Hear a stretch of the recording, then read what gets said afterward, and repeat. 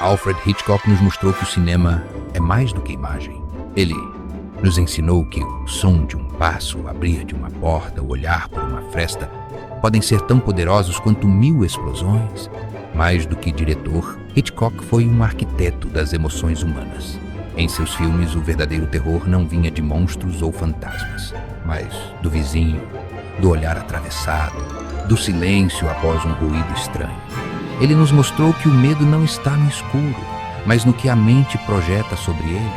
Hoje, mais de um século após seu nascimento, Hitchcock ainda nos persegue. Seus filmes ainda nos desafiam, suas técnicas ainda influenciam e seu olhar, frio, calculado, quase clínico, continua presente em cada obra que nos faz sentir medo sem saber exatamente por quê. Em 1925, dirigiu seu primeiro longa, Jardim dos Prazeres. Mas foi com O Inquilino Sinistro que Hitchcock começou a formar sua identidade. Hitchcock não queria apenas contar histórias. Ele queria manipular o espectador, controlar suas emoções como um maestro com sua orquestra. Durante os anos 1930, Hitchcock dirigiu uma série de thrillers que o consolidaram como mestre do suspense britânico. Chantagem e Confissão, o primeiro filme sonoro do Reino Unido, Os 39 Degraus, um modelo de thriller de fuga, e A Dama Oculta, onde uma senhora desaparece em um trem e ninguém acredita. Esses filmes marcaram seu domínio sobre o efeito Hitchcock.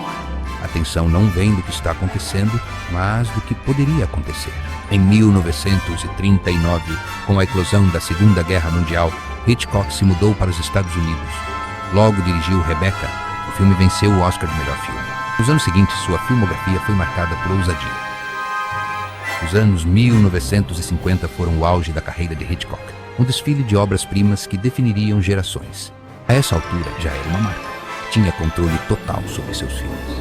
Mas seu rosto e voz eram tão conhecidos quanto os de seus atores, graças ao programa de televisão Alfred Hitchcock Presents, no qual aparecia com humor seco e irônico, sempre flertando com o mórbido.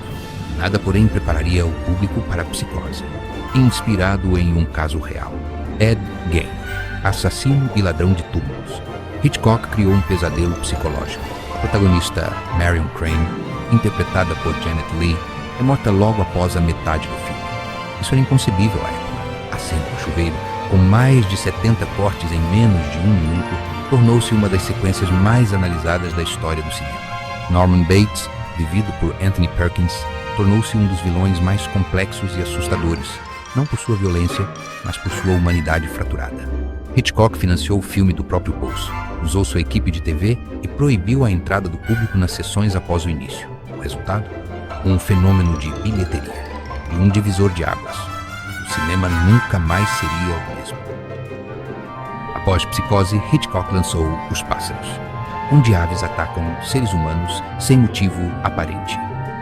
É uma metáfora do caos irracional. A ideia de que o mundo pode se voltar contra nós sem explicação. A ausência de trilha sonora intensifica o desconforto. Hitchcock morreu em 29 de abril de 1980, aos 80 anos. Foi nomeado cavaleiro pela Rainha Elizabeth II, mas faleceu antes de receber a honraria oficialmente. Muito se escreveu sobre Hitchcock, como artista e como homem. Controlador, obsessivo, genial, capaz de feitos técnicos extraordinários, mas emocionalmente distante. Dirigiu com precisão cirúrgica. Tratava seus filmes como equações visuais, porque no fim, Hitchcock não filmava apenas histórias. Ele filmava a alma humana. Um diretor que não apenas criou o suspense moderno, mas transformou o medo em arte.